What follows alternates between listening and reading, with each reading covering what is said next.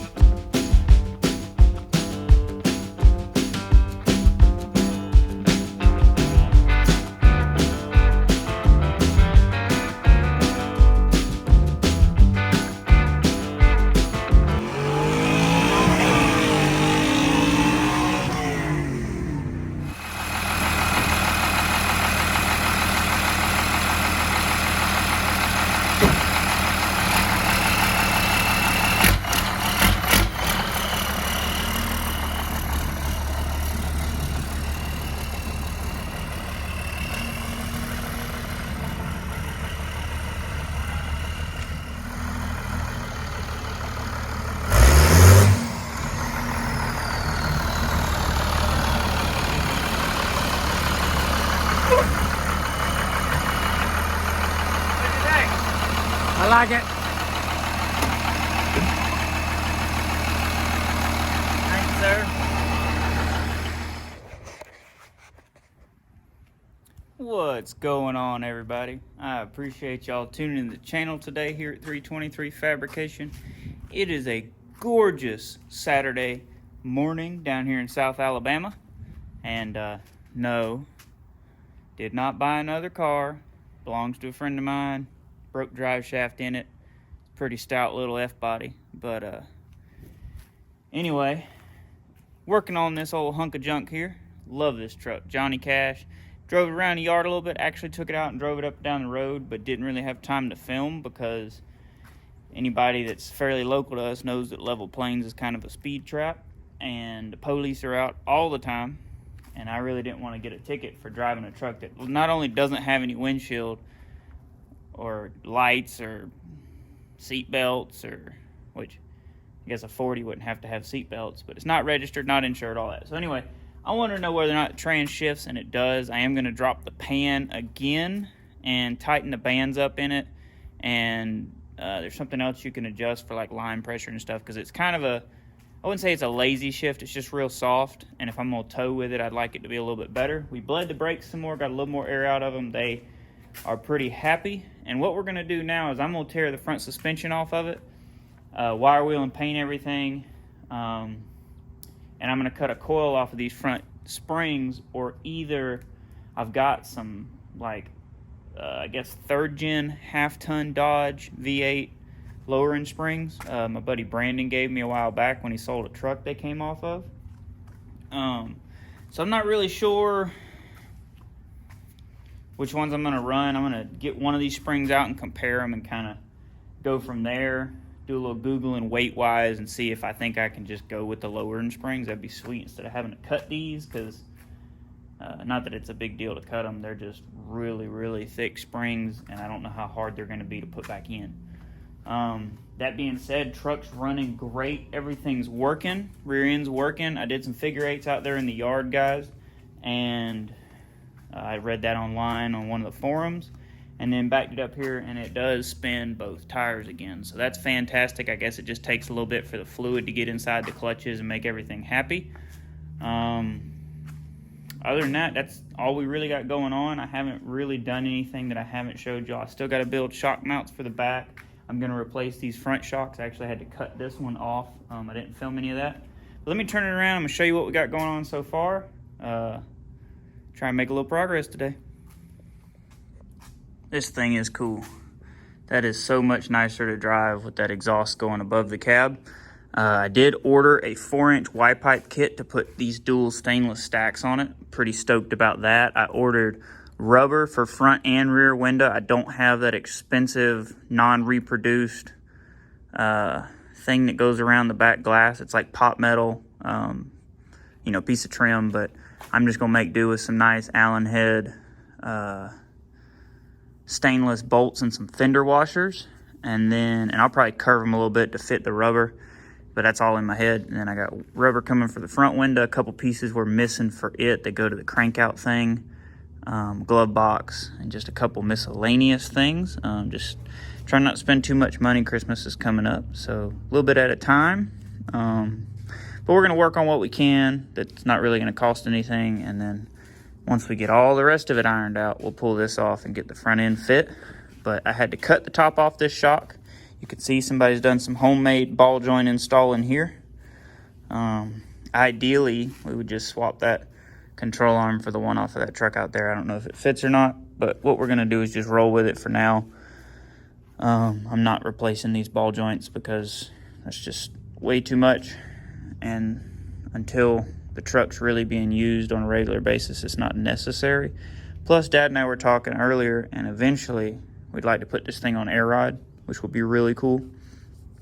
But I got this broke loose, got the shock out of it, got this broke loose. It's kind of tough. I did pull the caliper and stuck it up here because the brake line was in the way. This caliper, we could not get this bleeder loose to bleed, so we bled everything but this corner. But the brakes seem happy. And let me show you all these pads that come off of here. A little life left on that one, right? And I'm gonna have to put some brake pads on it. But that's okay. It's kind of funky the way it installs too. But I'm gonna keep on. I'm gonna go get a floor jack and a piece of wood, put a little bottom pressure on that, break this loose, and then we'll drop it and get the spring out of it and go from there. Well, there's a reason I wasn't looking forward to this. So what I do, I get it broke loose, bring the nut up. Now I got to break the ball joint loose, so I'm beating on this lower control arm. There ain't a whole lot of room to get in there, obviously. So I'm gonna heat up the bottom section of the spindle that the ball joint's inside of. Go back to beating on it. Well, this escalated quickly. So, fun fact, boys and girls, you cannot take the lower control arm loose because the end of it is inside the brake rotor. I've been beating on this thing and I finally noticed it. So, rotor's got to come off because you can unbolt these two here. Problem is, this one's just spinning, this one came loose. So then no choice but to pull the brake. So I'm just gonna go ahead and pull the brake rotor on the other side too, repack all the bearings while I'm in here. Probably replace this wheel seal. So we won't have it back together today, which we probably wasn't gonna have it back together today anyway, but might as well, while we're doing it, do it right. So I'll repack the bearings, assuming they're in good shape, go ahead and get inner wheel seals, wheel bearing seals, whatever you call them, and clean all this up, paint it. But now I should be able to get it loose. And I do have a spring compressor on the spring now, so it wasn't me. I did all that before I finally noticed the fact that the control arm was inside the brake rotor. Okay, I'm not repacking the bearings. There's plenty of grease in them. It's gonna be all right. I don't have a seal and I'd have to wait, and I don't want to wait. I'm not gonna be able to put the brakes back on today, but I can at least get all this done and then get brake pads on the way home and then put them in Monday. Truck will be back mobile. But what we're gonna do, what we've decided on, so this is the factory spring, and I was gonna cut a coil and like a whole coil off of it, right? So like there's your stop, so come right up above it and cut it, put it back together. Hi Molly, you're not a window baby. But I have this set of half-ton lowering springs off of a 2002 to 05 or whatever it works out to be. And there's like 700 pounds difference in the weight of the two trucks. But this also isn't a crew cab, you know, and doesn't have all that other garbage on it. So we talked about just throwing that spring in there, and we'll bolt it all back together real quick and put the wheel and tire back on it on both sides and set it on the ground, put the weight on it and see what it does. And then kind of go from there. If it's, you know, if it compresses the coil too much, then I'll take it back apart and I'll cut a coil and a half off of that one. Or I mean a coil. I don't know. We'll see. That's what's in my head though. But what I did, this side's still totally together except for the shock and 4 lug nuts. I just put 4 back on to hold the tire. This side, same thing, back together. Now, the cotter pin and all that stuff's still out of it. and the keeper's off of it. But what I did, I bolted this trailing bar thingy together to the lower control arm, put the lower ball joint back together into the spindle. But other than that, you know, brake calipers just hanging out up here and no shock. This is the 1/2 ton lowering spring. And so what we're gonna do is set this dude on the ground and see how it sits. See if it's gonna compress too much. And then if it does, we're just gonna cut a coil off of this. But I wanted to check first and see. Well, it's way lower. And of course it'll get lower when that side's lower, but it's way smoother too. I jumped on it already. We got the lift all the way on the ground. You can see how much lower the truck is here. And so everything clears. This is where the bump stop used to be, on the bottom of this. There's still 4 inches. Definitely really compressed the spring, but it doesn't matter. It rides super good, or it's going to. Look how much better that is. This thing was so stiff before. So hopefully we'll continue to like it. Worst case scenario, drive it a while, and then, you know, if we have to, we can go back to the other springs. Nothing ventured, nothing gained. But you can see this one's way different. I like it though. We will have to do a front end alignment though, because when it lowered it, it pushed this tie rod out. So we'll have to snug this up. So when I pick it back up, I'll get this lubed up and broke loose. And then we'll put a tape measure alignment on it once we put the other side spring in. But that is cool, I like it. Should ride way better. I'm excited about it.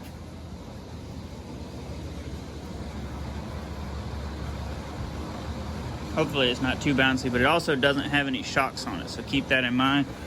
And it's not gonna get any heavier than me standing on the front of it, because you just got the grill and the fenders. We're going to a small aluminum radiator and a smaller intercooler. So truck shouldn't gain any weight. The only thing missing is the shocks, which will actually help it some with the bounciness. But I like it. Get over here and get you an angle of it. This side's going much smoother, which of course I knew to pull the rotor off to start with, and I'm glad I did. One of the brake pads was backwards, which isn't a big deal, but this joker's almost dry, and that's not good. So we're gonna grease it best we can without pulling the wheel seal out. I'm gonna repack that front bearing and then fill it full of grease, but there ain't hardly no grease in it. But it's all good. We got it off. Now we're gonna put it back together. Wow, this is wild. I used to have to pick the lift up quite a bit to get it to touch, even with the spacers. Keep in mind, there's no shocks on it. I still got to hook the brakes up. I gotta get brake pads. Man, this truck is low.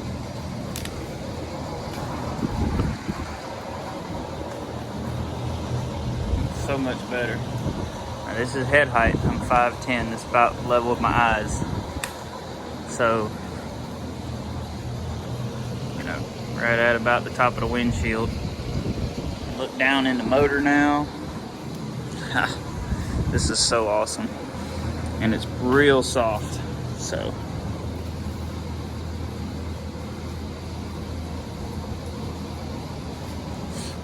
Shocks will help with that though. This is the amount of, see the control arms upwards now, where before it was basically sitting on the bump stop. Not much above it. See the gap there where the bottom bump stop would be, maybe 3-4 inches. Now keep in mind, these are 1/2 ton, 2002 to 05. I believe that's the years, 02 to 05. Crew cab V8 two-wheel drive 1/2 ton Dodge Springs. Now, the outside diameter was the same. Obviously, the coil thickness is different, and they were a little bit shorter. But they're Bilsteins, and they are, let's see, I don't see the part number. Let's go to the other side. They are, nope, they're Belltech, I'm sorry. Belltech 4758 001 E18. Probably a hair too soft, but I love it. This truck looks so much better than it did. Check it out. Got some stacks. Kit showed up. It's 409 stainless. It's really magnetic, so I guess it's barely stainless, but hopefully it won't rust too bad. Am disappointed in it though, because it showed in the picture to come with a 4 to 3 inch reducer, so now I'm gonna have to buy one of those. But what we're doing is getting it centered up, and then I'm gonna have to notch this cross member for it to go through, which isn't a big deal. This is where I believe the hanger bearing would have been with a 2-piece drive shaft. And it won't be this big of a notch. It'll mostly just be this lower flange, but I dig it. They won't be that tall, but still cool.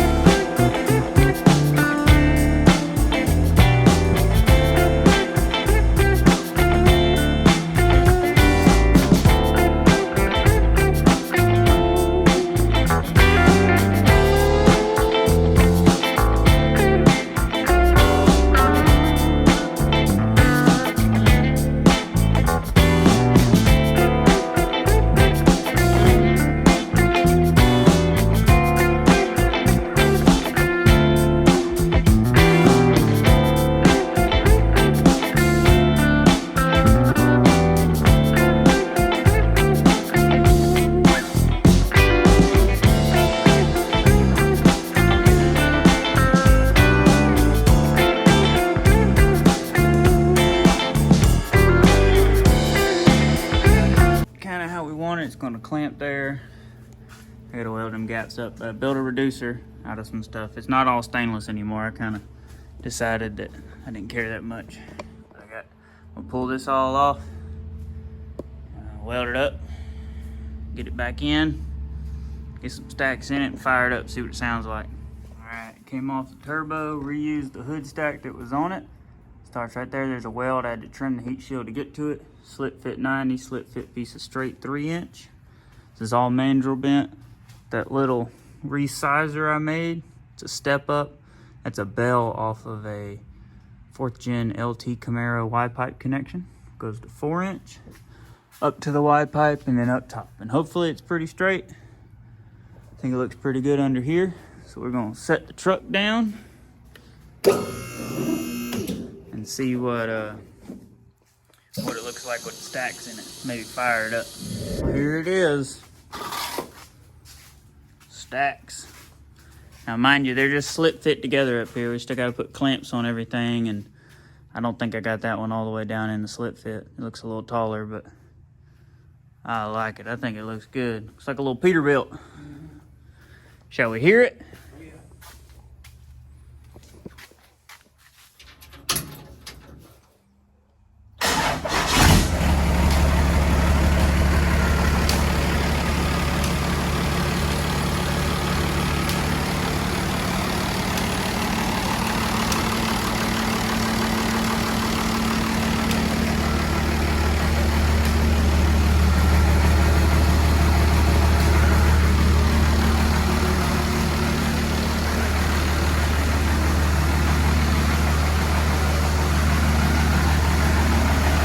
Different sound on it.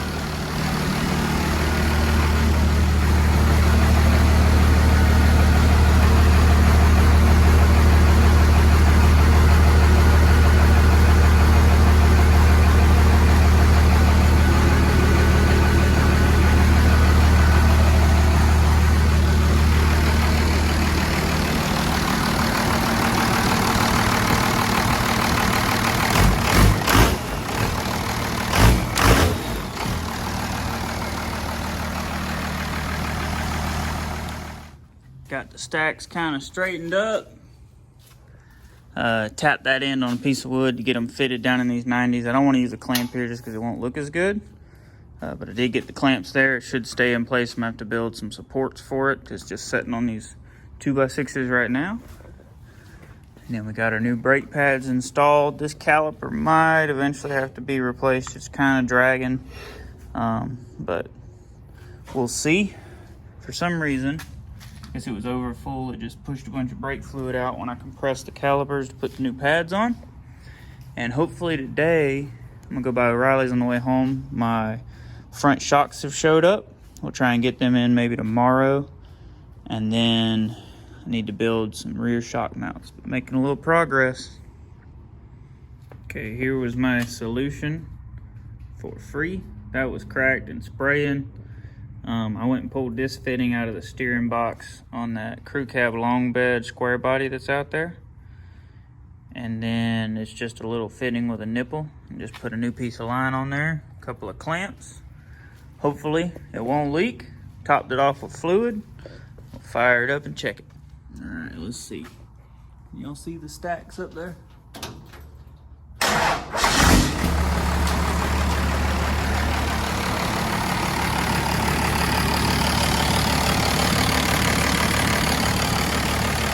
We fixed our leak.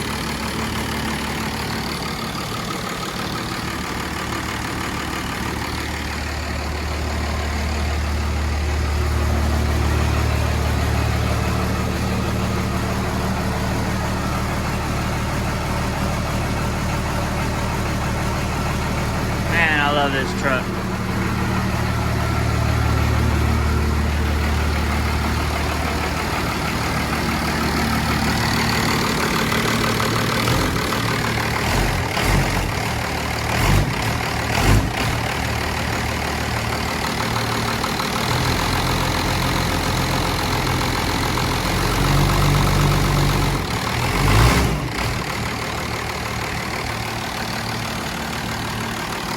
I gotta do some more adjusting on that. It doesn't like to take throttle now that we've idled it down. We might have idled it down too much, but I guess we'll figure all that out later. I'm gonna adjust the bands in the trans. Probably not this video. That is on the to-do list. Tighten up the bands and raise the line pressure a little bit. I forgot to go by Riley's and get my shocks last night, so I'll get them tonight and put them in tomorrow. And that'll probably wrap this video up. I don't know. I'm trying to think of other stuff I want to do right now. I have to put a tape measure alignment on it. Oh, I got to build rear shock mounts. That's right. So we'll get that done. We'll get some rear shock mounts on it, and we'll get the front shocks in it. Actually, I'm waiting on drop shackles. So, which is frustrating. And I might just cancel that order and buy some new ones. Buy some different ones, because I emailed the folks on eBay, and they said it would be 1 to 2 weeks because they make them to order. And I was like, that doesn't even make sense. And I ordered them a week ago. So we're looking at a month to get a set of drop shackles? Nah, I think I'm gonna cancel it and order some different. Went ahead and pulled this harness off the truck. This is where it would have passed, I guess, through the firewall from the factory, or maybe plugged into the computer. I'm not sure which. I would assume through the firewall, because some of these are off of sensors that would feed gauges. And then it ran down here. This plugged into the trans. This was the only one plugged into the trans, and I'll need these for, I guess, speedometer, reverse lights, all that, because I am going to have to wire the truck. Once I get the front end on and get some headlights for it and all that jazz, then I'll wire the whole truck. It does have some of the factory harness inside the frame running to the back. I don't know how much of that we'll be able to use. We'll probably just rewire the entire truck, because that'll be the simplest way, but I'll have all these pigtails. I pulled this off the engine as well, and this little bracket that wasn't doing anything. Had to take a couple of the hard fuel lines loose to get this off, because that bolt was right under one of them, but it just kind of cleans it up a little bit. You know, it doesn't need to be on there. The truck still runs. I fired it up just to make sure there wasn't, which there's no power fed to any of that stuff, so I don't see why it would have mattered anyway, but it does look better. There's not, you know, just a bunch of wires hanging everywhere. And right up here is where that bracket was, and that other bracket. So cleaned it up a little bit, got it up in the air, just checking stuff. I'm gonna have to reach out to a buddy of mine, see if he's got a torque wrench I can borrow. And in the next video, that's when we'll need it. But I'm gonna drain the trans again. Like I said, upcoming video. And I'm gonna tighten the bands in it and raise the line pressure. I kind of want to see if I can get a cork gasket for it, or I might just put the pan back on with RTV instead of this rubber gasket because it's continuing to leak. Look right there. It's cracked. But it's okay. And then right here, this cord, I got this zip tied up. This is a block heater, which we might need for too long. I think I'm gonna have to add one to the TDI Jettas because it was only like 40 degrees this morning, and it's gonna get colder than that, or 44, I think. And mine wasn't real crazy about cranking at 4 o'clock, so. Anyway, power steering doesn't leak, so that's good. And like I said, guys, I'm gonna go get the shocks tonight, and we'll throw them in here and finish this video up, and that'll be good. We'll get it out and test drive it, see how it rides with the new lowered springs on it and some new shocks. While I had it up in the air, I went ahead and greased everything on the front. I had to add a grease fitting to the bottom ball joint. They took quite a bit of grease. Everything else greased. I went through it, took a little pick and poked all the balls, except this joint right here would not take grease. And this one I can't grease because there's a plate over top of where the grease fitting would be. And eventually, you know, we'll address all that jazz. But as it is now, it works. But you can see motor looks better, doesn't have all that harness stuff there, and I'll clean all this wiring up. This is just that stuff I added to make the charging system work. But I'll clean it all up later. There you go, guys. We're gonna call it a day. I'm gonna go pick up some parts. All right, y'all, just got back from O'Reilly's. My shocks came in. That's our Master Pro part number. And they actually worked out pretty good because they were centered there. They are maybe 1/2 inch to 1 inch shorter, which works out good. These are factory replacement because the ones we special ordered, they were too small, so they weren't going to handle the weight any better than just not having shocks. So that worked out good. We're going to get these thrown in the truck. Got the shocks in. Bottom side, they're not quite long enough with it at full drop for them to for me to get anything started on the top. So I'm gonna let the truck down, got the wheels and tires on it, but I'm gonna let truck down, push the studs up, and then get those tops on there tight. Rattle can the wheels so they kind of match because the rears are silver. Well, that one's got brake dust on it, but the other side's silver, just so they kind of match, not have black on the front, silver on the back. Excuse me, guys. So these have got bigger studs on these D350s. I guess they're a little bit stouter truck. And the rear has a little smaller stud. That's off a 2nd gen. This is 1st gen. So I gotta have, I don't want to drill the wheels out and, you know, it not be, because I think these are lug centric and I think the rears are hub centric. So anyway, got 2 different wheels. Got to use the old wheels on the front and the wheels off the 2nd gen on the rear end. All the way on the ground, got our shocks tightened up. That's where our coil looks like. It's a little tight, but not bad. The truck's not quite as bouncy now that it's got shocks on it. Tell you what, let me put y'all on the tripod and I'll jump on it and show you. All right, and it is still a little bouncy, but the lower control arms, I think, the way the mountain holes are, I can put a sway bar on it, and the 96, can y'all see? Yeah, so the 96 that's out there in the yard has got a front sway bar, so I might go grab the sway bar off of it. But you can see it's definitely a softer ride than it was, but I think it's gonna be just fine. I got the wheels as straight as I can, and when Dad gets back from the store, we're gonna do a tape measure alignment on it. I'm gonna get the toe back in because it's pushed the toe out on both sides, I believe. But there we go. Got shocks, got lowering springs, greased everything.